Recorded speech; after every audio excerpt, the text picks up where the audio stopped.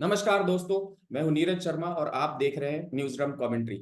ये एक ऐसा शो है जिसमें हम रोजाना की बड़ी खबरों पर एकदम निष्पक्ष कमेंट्री करते हैं। अगर आपको हमारी कमेंट्री अच्छी लगती है तो हमारे वीडियो को लाइक करें, चैनल को सब्सक्राइब करें और नोटिफिकेशन का बेल आइकन दबाना ना भूलें। आप हमें अपने सुझाव वीडियो के कमेंट बॉक्स में भी दे सकते हैं।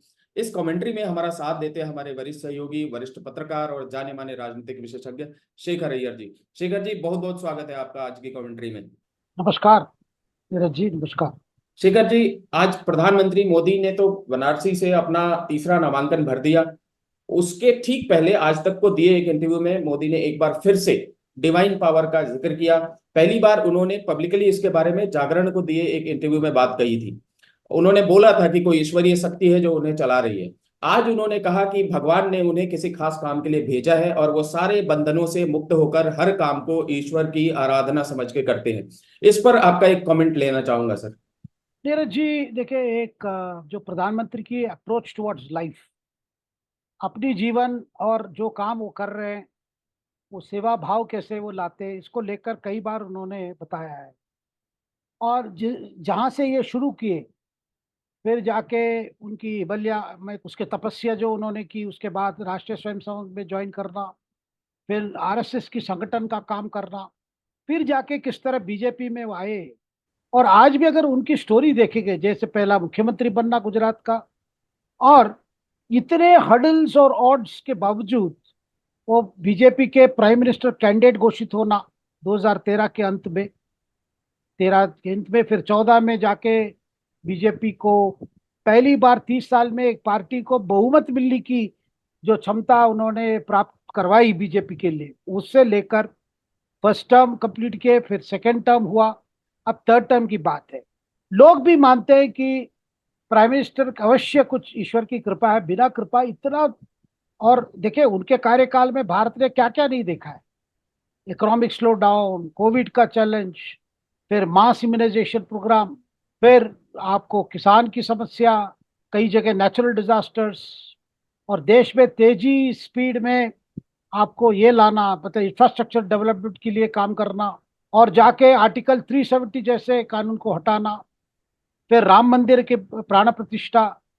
मतलब जितने कमिटमेंट्स जो बीजेपी मानती है या आरएसएस मानती है या उनके सपोर्टर्स मानते हैं, ये कोर चीजें that will define India, India of the coming decade, वो सारी चीजों को जिस तरह प्राइम मिनिस्टर ने कर पाए, वो सबको लगता है कि ये कैसे इतने हडल्स कैसे ओवरकम कर रहे हैं। और एक वन मैन एनर्जी, कितना इतनी ऊर्जा कैसी आती है। जब ऊर्जा के बारे में सवाल उस समय भी किया था दैनिक जागरण के इंटरव्यू में, तब भी बिल्कुल। ये बात इन्होंने की थी। तो आज भी वही सब लोग पूछ रहे हैं, भाई आप कैसे मैनेज कर रहे हो, ये क्या बात है, लोग इतने अट्रैक्ट क्यों हो रहे हैं आपसे। क्या बात है कि जितने पॉलिटिकल पंडित्स कुछ भी कहें, मतलब जैसा लग रहा है कि उनकी भविष्य और कुछ है, बीजेपी की भविष्य और कुछ है, और उनके नेतृत्व की वजह से बीजेपी के लिए इतना ट्रैक्शन हो रहा है और इतना सफलता बीजेपी प्राप्त कर रही है। ये सारे चीजों में देखिए, हमारे यहाँ क्या होता है कि वी टेंड टू बिलीव कि there are higher things at work, क्योंकि जी। हमारी लॉजिक में समझ नहीं आता है भाई इतनी समस्या कैसे, कोई कैसे मुकाबला कर रहा है। देखिए, कोई आसान नहीं है उस जगह पे पहुंचना, क्योंकि बड़े बड़े नेता हैं, अभी भी है बीजेपी में, फिर भी लोकप्रिय बनना, फिर लोगों की तरफ से जो आशीर्वाद जो प्राप्त करना। आपने देखा कि जो असेंबली चुनाव में ये सारे प्रोमिस लेकर ही कांग्रेस गई थी, ये देंगे वो देंगे, या करवाएंगे वो करवाएंगे, लेकिन प्राइम मिनिस्टर की जो गारंटी की बात सुनकर लोगों पर पूरा विश्वास, उन पर, उनकी बातों पर, उनके नेतृत्व में, ये अपने आप में मुझे लगता है कि प्राइम मिनिस्टर स्वयं स्वीकार कर रहे हैं, ये मैं नहीं मानता कि मेरे वजह से कुछ हो रहा है, मेरे बिल्कुल। माध्यम से कुछ हो रहा है देश के लिए। यही उनका अप्रोच रहा है शुरू से।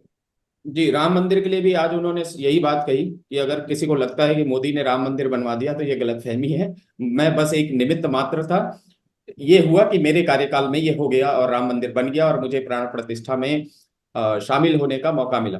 तो इसके अलावा ना सर, एक तरफ हम देखते हैं कि मोदी जो कुछ भी बोलते हैं, अगर आप उनको एक भाव से देखिए तो उस भाव में ऐसा लगता है कि ये बंदा सब कुछ शायद सही सही बोल रहा है।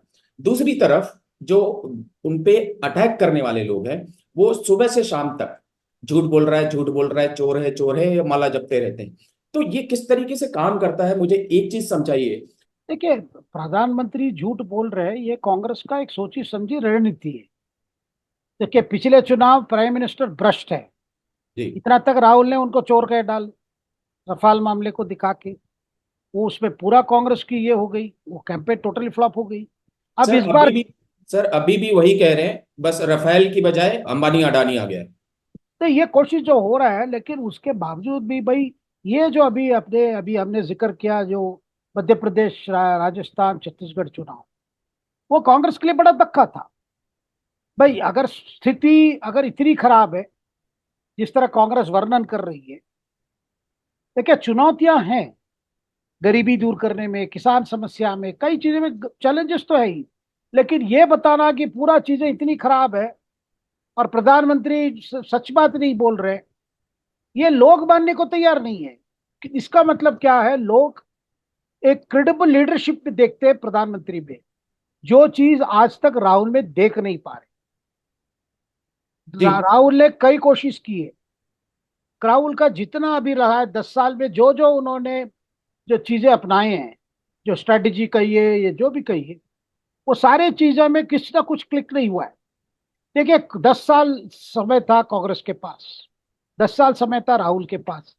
क्या अपने पार्टी को रिवाइव करके एक विकल्प के रूप में पेश कर पाए? नहीं। या अपने स्वयं नेतृत्व को पेश कर नहीं पाए, वो भी नहीं कर पाए। सर, उस तरफ कोई कोशिश भी नहीं हुई, मुझे ऐसा लगता है। नहीं, कोशिश भी नहीं, वो सोच भी नहीं है। देखिए, चुनाव कैसे लड़े जाते हैं। देखिए, एक मैसेज होता है, पार्टी मैसेज को कन्वे करने जाती है, लेकिन उसके साथ साथ साधन भी तैयार रखती है। यहाँ साधन की मतलब रिसोर्सेज नहीं है। मेरा को हर पार्टी का एक ऑर्गेनाइजेशन होता है। भाई, आपका मैसेज तो ले जाना है, लोगों तक तो पहुंचना है। जी लेकिन वो नहीं हुआ। इसके जगह में आपने ऐसी बातें रखी, कभी ओबीसी कार्ड, कभी ओबीसी सेंसस, कभी एक्सरे की बात हो रही है, कभी हेल्थ के रीडिस्ट्रीब्यूशन की बात हो रही है। और लगता है कि जैसे आपने एक एक पॉलिटिकल फिलोसफी खिचड़ी बना दी आपने। वामपंथियों से कुछ ले लिया, माओवादियों से कुछ ले लिया, कांग्रेस के पुराने चीजों को ले लिया। जैसे आपने जो कलकत्ता में मिलता है ना जालमुरी, ऐसा कुछ बना रहे हो। इसमें क्या होता है, सब कंफ्यूज हो जाते हैं। सर, आपके पुणे वोटर भी पुणे में भी कंफ्यूज। मिलता है, पुणे में भी मिलता है सर, भेल। भेल। लेकिन वही है, मतलब आप ऐसे करके घुमा रहे हो। अच्छा, आपने देखा होगा कलकत्ते में वो जो करते हैं ना, ये वो ऐसे ही उसकी बड़ी आवाज करते हैं उसमें। बहुत बहुत तेजी से आवाज करते हैं, और वो आवाज बताऊं कैसी लगती है? टकाटक टकाटक टकाटक। वही वाला तो ऐसे ही तो गरीबी खत्म करने की बात की राहुल गांधी ने। नहीं, देखे वो सब ठीक है, लेकिन आपको एक पॉलिटिकल मैसेज क्लियर होनी चाहिए। आपको समय था, क्योंकि जो बातें मैनिफेस्टो नहीं करा आप कह रहे हो, और आप जो बातें कह रहे हो इतना गंभीर है, मैनिफेस्टो बनाने वाले की हिम्मत ही नहीं उसमें डालने के लिए। जी तो ये जो गैप्स आपके अंदर, इससे क्या होता है, कम्युनिकेशन खराब जाता है। सर, और ये वही इनकम गैप जैसा है ना। किसी के पास अरबों रुपए हैं, किसी के पास कुछ भी नहीं है। ये वही वाला गैप है क्या, कि मैनिफेस्टो में कुछ और है और राहुल गांधी कुछ और बोल रहे हैं? नहीं, क्या है, ये हमेशा कहते हैं कि मैं कुछ किसी रिस्पॉन्सिबल पोजीशन में नहीं हूं, लेकिन इनकी छाप हर चीज पर है। मैंने तो पहले भी बताया नीरज जी, मैनिफेस्टो में बहुत कुछ डालना चाहते थे राहुल जी।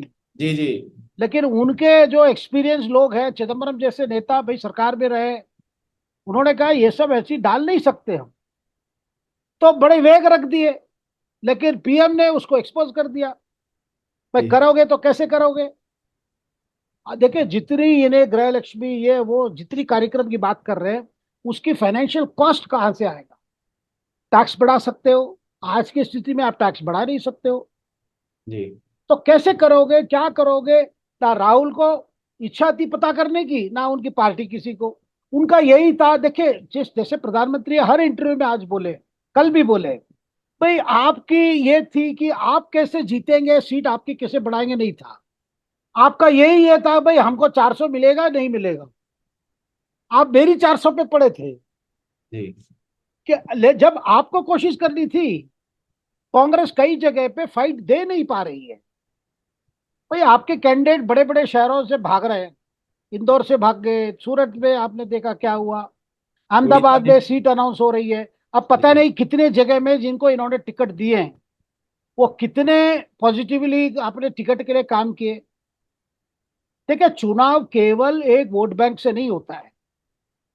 वोट बैंक कोई परमानेंट नहीं है, जैसा हमारी सेविंग्स बैंक है, कभी घटता है कभी बढ़ता है। तो जी आप ये सोच के समझ रहे मैं ये करूंगा ये लोग मेरे पास आ जाएंगे, ऐसा नहीं है। लेकिन क्या है नीरज जी, इनकी कॉन्फिडेंस भी ऐसी कॉन्फिडेंस है राहुल जी में, और उनके एजेंडा को हाइड नहीं किया इन्होंने, ईमानदारी से बताना है। जी वो सीधे बोल रहे हैं भाई हम वापस ये नहीं आ रहा है, इसकी फिगर इतनी कम होगी। देखिए, आप शुरू से एक नेगेटिव एजेंडा पे लगे हो। अच्छा, आपकी इन पर जितनी नफरत है राहुल जी को, मोदी जी पे जी या बीजेपी पे, उतना पब्लिक में उतना गुस्सा नहीं है। लोग 77 की बात करते हैं, भाई 77 में लोगों के अंदर गुस्सा था। जी जी जी लोग देख रहे थे भाई जो भी इंदिरा जी को हरा सकते हैं उनको वोट देते थे। लेकिन आज कोई भी विश्लेषण में ये बात नहीं आ रही है कि लोगों के अंदर काफी गुस्सा है प्रधानमंत्री के प्रति या बीजेपी की, ऐसा बात नहीं आ रही। देखिए, कठिनाइयां है, कई वोटर्स की समस्या है, कई चुनाव क्षेत्र में इंडिविजुअलाइज प्रॉब्लम्स है, कई जाति समीकरण को लेकर, कई आरक्षण को लेकर कई प्रॉब्लम्स है। लेकिन ऐसा गुस्सा नहीं है कि आप एक कम्ब को भी खड़ा कर दो कब जीत जाएगा मोदी के खिलाफ, ऐसा नहीं है। और आपने देखा जहां भी इनके रोड शो हुई है, जहां लोग आते हैं स्पॉन्टेनियसली आते हैं। देखिए, चेन्नई जैसे शहर में सरकार ने, वहां की स्थानीय सरकार ने, डीएमके सरकार ने बड़ी डिस्करेज की लोगों को, बसेस कैंसिल करा दी और बोल दिया एसी इलाके में करना है, आपको बाहर नहीं जाना है। फिर भी वहां लोग आके भीड़ आके चीयर किए उनको। देखिए, इससे क्या होता है, ये कोई क्राउड या मैनेजमेंट से नहीं होता, एक नेतृत्व की अपनी होनी चाहिए। मैं ये नहीं कह रहा हूं कि राहुल भी अट्रैक्ट कर रहे हैं, लेकिन जो लोग अट्रैक्ट कर रहे हैं वो ऑलरेडी उनके साथ थे। जी जी जी कोई जी नया वर्ग नहीं जुड़ा, वो पहले से ही थे। बिल्कुल। सर, राहुल के ही, चूंकि अब इतनी बात आप बोल चुके हैं, पीएम ने राहुल को नाम तो नहीं लिया, लेकिन इतना जरूर बोला कि कांग्रेस को यूपी में 0 सीटें आएंगी। अब ये आपको कहीं से अनरियलिस्टिक लग रहा है या रियलिस्टिक लग रहा है? यहां मैं कंफ्यूज हो गया हूँ। नहीं, उत्तर प्रदेश में देखिए नीरज जी, जो चीजें कोई पार्टी को करनी चाहिए वो काम सब ये किए। भाई लास्ट तक दो आपके बड़े इंपॉर्टेंट सीट रायबरेली और अमेठी, लास्ट तक आप अपने आप को भी गुमराह कर रखे थे। कौन लड़ेगा नहीं लड़ेगा, प्रियंका नहीं लड़ेगी, मैं नहीं लड़ूंगा। फिर आपको रिक्वेस्ट किया जा रहा है, फिर आप आ रहे हो। फिर वो भी कह रहे हो भाई मैं इधर नामांकन पर चला जाऊंगा तो वो प्रियंका देखेगी। देखिए, जो ग्राउंड में रायबरेली के स्थानीय लोग बाइट दे रहे हैं, बोल रहे हैं भाई कहाँ गए हो, नामांकन भर के चले, ये आए ही नहीं रायबरेली, पिछले जी 5 साल कभी आए नहीं, अमेठी में भी आए नहीं। देखिए, लोग क्या है आज किसी को भी टेक फॉर ग्रांटेड नहीं कर सकते। उसका अच्छा उदाहरण मैं दे रहा हूं नीरज जी, प्रधानमंत्री और वाराणसी चुनाव क्षेत्र के बीच में जो रिश्ता देख लीजिए, जी पिछले 10 साल किसको कैसे उन्होंने नर्चर किया है। मैं अपने दर्शकों नर्चर को बता दूं सर, 44 बार गए 10 साल में। मतलब कि हर साल कम से कम 4 बार। मतलब इतनी बार गए हैं, कोई ना कोई प्रोजेक्ट की शिलान्यास या लोकार्पण, और लगातार वहां करना, उनके प्राइम मिनिस्टर ऑफिस में सेपरेट सेल इसको हैंडल कर रही है। और दूसरी बात, मैं एक दिलचस्पी घटना बताता हूं। जब जी बीजेपी की दिल्ली में राष्ट्रीय कार्यकारिणी की बैठक हुई थी, और उसमें सब एमपीज को भी बुलाया गया था। ऐसे एक बैठक मेरे ख्याल जनवरी में हुआ था 2023 में, जिसमें उसमें रिपोर्टिंग होती है, हर एमपीज की अलग से बैठक होती है हर राज्य की। उसमें उत्तर प्रदेश का भी हो रहा था। प्रधानमंत्री को पता चला कि उत्तर प्रदेश की मीटिंग हो रही है, इन लोगों ने मुझे बुलाया नहीं, मैं वाराणसी के एमपी हूँ। जी क्वाइटली जाके वो मीटिंग में बैठ गए। सब लोग अरे प्राइम मिनिस्टर आए, प्राइम मिनिस्टर आए। फिर प्राइम मिनिस्टर बोले भाई आप हमें भूल गए, हम वाराणसी के लोकसभा के हम संसद हैं, हमको भी रिपोर्टिंग करना है, हमने अपने कॉन्स्टिट्यूंसी में क्या किया नहीं किया, वहाँ क्या दिक्कत है नहीं दिक्कत, क्या हमारी तरफ से क्या कोशिश है, हमारी फीडबैक क्या है, पार्टी हमें क्या आदेश देना चाहता है। जाके अपनी रिपोर्टिंग की वहां पे, जी और इससे मैसेज दिया कि हर एमपी अपनी चुनाव क्षेत्र को सीरियसली लेना है। संसद बनना कोई ऑनर नहीं है, बिल्कुल। संसद बनना एक बड़ा रिस्पॉन्सिबिलिटी है। उसी रिस्पॉन्सिबिलिटी को उन्होंने वाराणसी में पूरा निभाया। जी। देखिए किसी को पूछ लीजिए वाराणसी में 10 साल पहले क्या हालत था, आज क्या हालत है। और दूसरी मैं बात नीरज जी, मैं वाराणसी के बारे में बताता हूँ। काशी में एक एक कहावत भी है कि काशी में कुछ बदल नहीं सकता, शंभो महादेव है, सब वो जो चाहते हैं वही होता है। यानी जी कोई, क्योंकि माना जाता है it's a city will people come to die, जी मोक्ष जी के लिए आते हैं, तो वहां क्या परिवर्तन, क्या प्रोग्रेस। लेकिन ऐसे शहर में जहाँ लोग कुछ भी, अच्छा नाला में जाम पड़ा है, रास्ते ये है, कूड़ा इधर फेंका है, कोई मानते नहीं है, हर हर महादेव करके चलते थे, वहां कल्चर अप्रोच चेंज हो गया है। बिल्कुल बिल्कुल।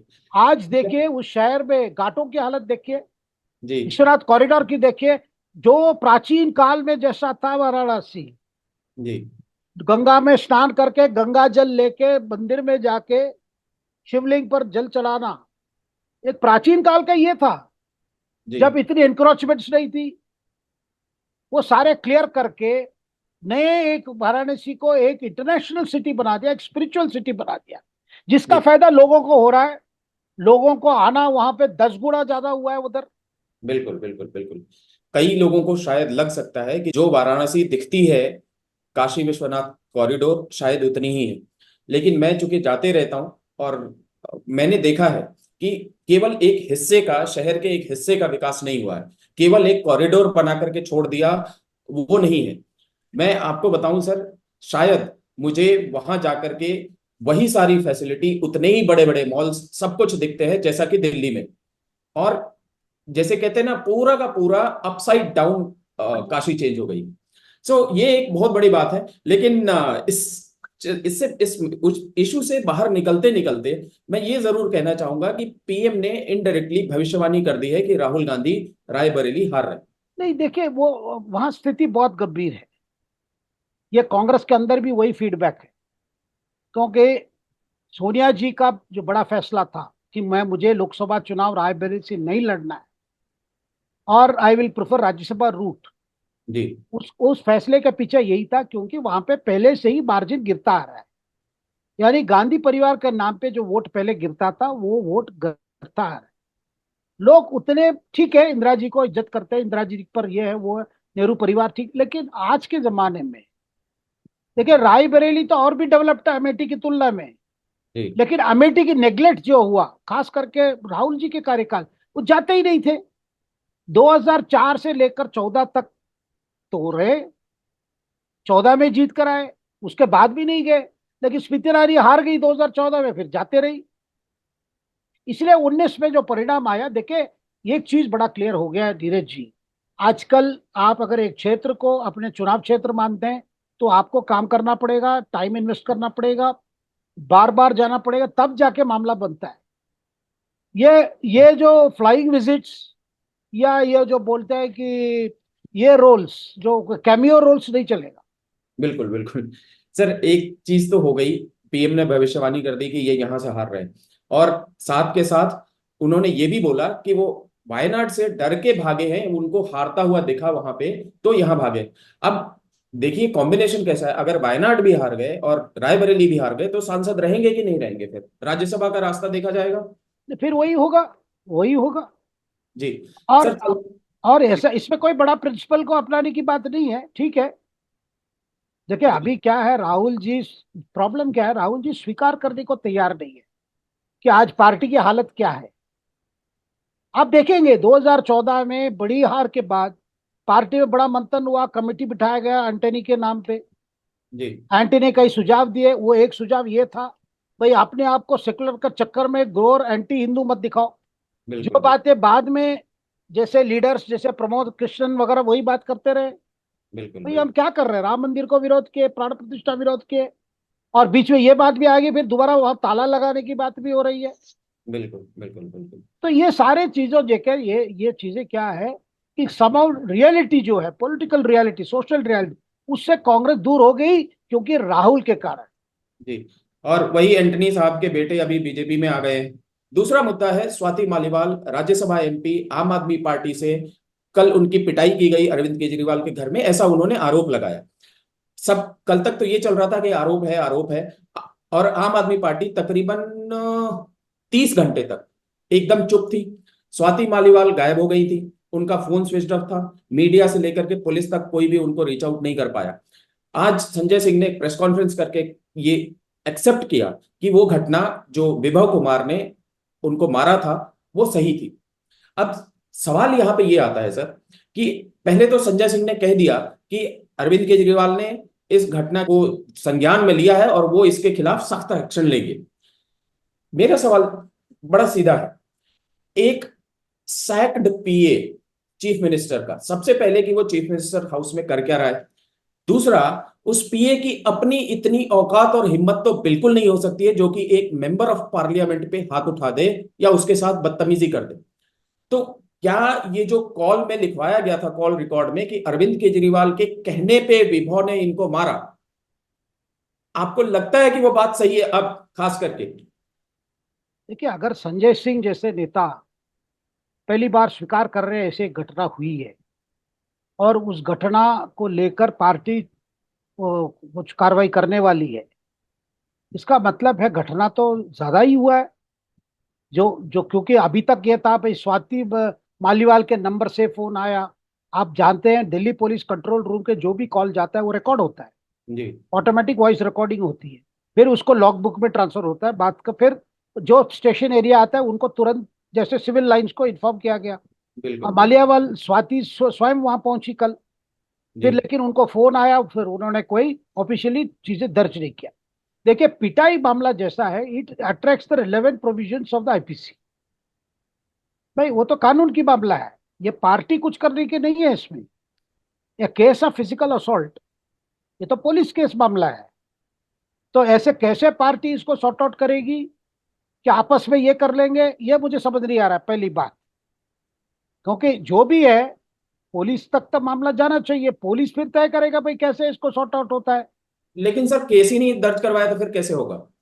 नहीं, वही बात है ना भाई। देखिए, आपके देखिए आजकल घर में भी कोई डोमेस्टिक वायलेंस हो जाए, ठीक है, कंप्लेन ना भी हो, पड़ोस कंप्लेन करते हैं भाई आदमी ने अपने वाइफ को मारा, पुलिस आती है तो पुलिस फिर भी देखेगी भाई क्या है हुआ क्या, घटना क्या है। इसको आप घर के अंदर कुछ हुआ ऐसा करके, वो भी official residence of the chief minister, ये देखिए अपने आप में गंभीर मामला है, बहुत गंभीर है। क्योंकि स्वाति मालीवाल जैसे राज्यसभा सांसद पार्टी के, मैं मानता हूं एक सीनियर लीडर है और केजरीवाल के साथी रहे ये उनके एनजीओ काल से, जी ये आम आदमी पार्टी में एक किए, तो किस विषय को लेकर हुआ? क्योंकि ऐसी तो कुछ होनी चाहिए जिसको लेकर फिजिकल ये तक पहुंच गया मामला। अब कहा जा रहा है कि केजरीवाल अब, क्योंकि इनको राज्यसभा मेंबर बना दिया था, पार्टी में स्वाति जी के खिलाफ कई फीलिंग्स आ रही है और घर में भी सुनीता केजरीवाल भी कोई ज्यादा खुश नहीं है क्योंकि वो अभी भी वो सक्रिय हो गए। और ये कहा जा रहा है भाई स्वाति को कहेंगे इस्तीफा कर दो और उस जगह में अरविंद केजरीवाल चाहते हैं कि हमारे अभिषेक मनु सिंह भी, उनको क्यों हम लॉयर ना बनाए, मतलब राज्यसभा सांसद क्यों नहीं बनाए? क्योंकि अभी अभी अभिषेक मनु सिंह भी 2 महीना पहले हिमाचल में चुनाव हार गए थे, क्रॉस बिल्कुल वोटिंग हो चुकी थी, मतलब हो गई वहां पे। तो ये देखिए, ये कुछ इसमें पॉलिटिकल भी है और फिजिकल असॉल्ट मामला है तो पुलिस का इंक्वायरी जरूर होनी चाहिए। इसको जी कैसे आपस में सेटल करेंगे? अब जी मान लीजिए एक हफ्ते के बाद फिर स्वाति आती है पुलिस के पास और आप उनके पीए जो है वैभव और केजरीवाल, वो बहुत करीब है, ईडी उनको भी पूछताछ किया था, उनके घर भी तलाश किया था, ये जो दिल्ली एक्साइज पॉलिसी स्कैम में। बिल्कुल बिल्कुल बिल्कुल तो बिल्कुल देखिए मामला बहुत कॉम्प्लिकेटेड है और आम आदमी पार्टी, मैं मानता हूं कि भाई एडमिटिंग दैट इंसिडेंट, उनको लग रहा है कि भाई हमें इस समय इसको किसी तरह कंटेन करना है। जी क्योंकि अभी स्वाति कितना इनके साथ कोऑपरेट करेगी पार्टी के साथ, अपने साथ इस तरह का व्यवहार होने के बाद, वो भी बड़ी सवाल है। बिल्कुल। तो सर कायदे से ये लग रहा है कि एक फेस सेविंग एक्सरसाइज है आम आदमी पार्टी की कि अभी चुनाव है, कुछ कुछ करके किसी तरीके से निकाल लो। वैसे भी चीफ मिनिस्टर अभी भी बेल पे ही है, बेल क्या इंटरिम बेल पे है, 2 तारीख को उनको जाना ही है। और इसलिए ऐसा करके अभी थोड़ा और टाइम बाई कर लो। अब डिपेंड करता है। एक चीज आपने बोला सर, पुलिस कार्रवाई कर सकती है, क्या पुलिस इस पे सुओ मोटो एक्शन ले सकती है खुद से? देखिए पुलिस तो पूछताछ करेगी, नहीं, तो कोई पीसीआर से कोई कॉल कर दे। देखिए एक चीज है, आप दिल्ली पुलिस को कोई फेक कॉल करोगे तब भी पुलिस कार्रवाई करती है। मतलब आप कुछ नहीं, ऐसा फोन करके, मैं सुओ मोटो हाँ वाइल्ड गूस एफआईआर चेस। की बात कर रहा हूँ सर। नहीं नहीं, वही इसमें भी नहीं। देखिए आगे क्या होता है, क्योंकि पुलिस भी समय दे रहा है कंप्लेनेंट को। जी ऐसा नहीं है पुलिस स्वाति से बात नहीं कर रही है, पुलिस कह रहा है भाई क्या आपने कंप्लेंट किया तो कुछ तो आपको स्टेटमेंट देना होगा। जी फोन तो उन्हीं की फोन से हुआ है, और लोकेशन भी सीएम के घर है, फ्लैगस्टाफ हाउस या वहीं पर है। जी सर, अगर इस पे पुलिस की कार्रवाई होती है तो इस पूरी घटना पे और ये सब कुछ पाया जाता है, अब तो इन्होंने एक्सेप्ट भी कर लिया है। और ये बहुत बढ़िया टेक्निक होती है, जब मालूम है कि फंस गए तो इससे अच्छा एक्सेप्ट कर लो और इसको थोड़ा एक अलग ट्विस्ट दे दो। और इनफैक्ट लोग भी कह रहे थे कि अभी आम आदमी पार्टी ये सोच रही है कि किस तरीके से इसको ट्विस्ट दिया जाए। उनको अभी समझ में नहीं आ रहा, तो थोड़ा इंतजार करके और फिर वो ट्विस्ट दे करके बताएंगे, तो ये काइंड ऑफ ट्विस्ट ही हो सकता है। इस तरीके का आरोप बहुत सारे लोग लगा रहे हैं। आप मुझे बताइए, पूरा का पूरा अगर सब कुछ ऐसे ही चलता रहा और एक दो दिन में स्वाति मालीवाल भी आकर के प्रेस कॉन्फ्रेंस कर देती हैं, सपोज कीजिए आज संजय सिंह ने प्रेस कॉन्फ्रेंस किया और उसके बाद स्वाति मालीवाल को लगा कि नहीं मुझे भी अपना पक्ष रखना चाहिए, वो आकर प्रेस कॉन्फ्रेंस कर देती हैं, पुलिस में केस दोबारा से दर्ज हो जाता है, इसका इम्प्लीकेशन क्या होगा और कहां तक जाएगा? पॉलिटिकली मैं पूछ रहा हूं सर। ये पॉलिटिकली नेगेटिव जाएगा। कल की घटना ही बहुत नेगेटिव, मैं मानता हूं। जितना केजरीवाल के लिए पब्लिसिटी मिला था जेल से रिहा होने के बाद इंटरिम बेल में, जी उसके बाद फिर अगले दिन उनकी गारंटीज की बात, वो सारा मुझे लगा कल की घटना से पंक्चर हो गया है। क्योंकि अधिकांश माँ बहनें, दिल्ली के माँ बहन जिनको लेकर केजरीवाल बहुत बोलते हैं, वो मुझे बहुत प्यार देते हैं, स्नेह देते हैं। भाई आपके घर में ये पहली घटना नहीं, इस तरह वायलेंस की घटना पहले भी हुई है। दिल्ली चीफ सेक्रेटरी अंजू प्रकाश, उन पर वो भी आरोप लगाए थे कि जी कुछ एमएलए ने पिटाई की थी केजरीवाल के प्रेजेंस में। सर, इसी विभव पे ही आरोप था। उन पर था, बाकी एमएलए पे था। उस समय तो केजरीवाल पर भी प्रश्न चिन्ह उठा था। जी तो तो सर, ये चल क्या रहा है, ये चल क्या रहा है इस तरीके से? पीएम हाउस सीएम हाउस में अगर इस तरीके का कचरा चलता रहेगा, ऐसा लगता नहीं है आपको कि एक घर की मतलब अपनी पार्टी है, अपना घर है? वैसे तो मतलब अब तो प्रूव हो ही गया है, बट ऐसे और भी ज्यादा ऑन फेस हो रहा है सब कुछ। यही है। देखिए जो लोग दूसरों को आरोप कर रहे हैं आप डिक्टेटर है, आप कैसे अपने पार्टी को चला रहे हैं इससे स्पष्ट होता है जी कि कहीं ना कहीं you are also intimidating your party people. जी आज मैं सवाल पूछ रहा हूं, प्रशांत भूषण जैसे नेता, योगेंद्र यादव नेता क्यों चुप्पी साध रहे हैं? क्या उनके लिए प्राइम मिनिस्टर मोदी ज्यादा ये लग रहा है, जी बिगर एनिमी है इसलिए चुप है? बिल्कुल बिल्कुल। ये जो कॉन्स्पिरेसी ऑफ साइलेंस जो हो रहा है, तो इसे नहीं, इसीलिए मैं कह रहा हूं जो धीरज जी, जो इनहेरेंट एक पार्टी सिचुएशन में आ चुकी है, वो फिर बात दोबारा आएगी। बिल्कुल। कैरेक्टर बदल सकते हैं लेकिन इस तरह वाली देखिए अभी फरवरी में जाके विधानसभा चुनाव होगा, फिर हम्म। टिकट की बात आएगी, लोग लग जाएंगे टिकट लेने में। फिर वही आरोप आएगा भाई फलाना को पैसा दिया टिकट नहीं मिला। पिछली बार भी ये था एलिगेशन जी कि टिकट बांटे गए, बेचे गए। जी, और पैसे भी पकड़े गए। चलिए, तो बहुत बहुत शुक्रिया सर आज जुड़ने के लिए। कल हम फिर हाजिर होंगे कल की बड़ी खबरों पर अपनी निष्पक्ष टिप्पणी के साथ। आपका, हमारे दर्शकों का बहुत बहुत शुक्रिया और शुभ रात्रि। नमस्कार। Thank you.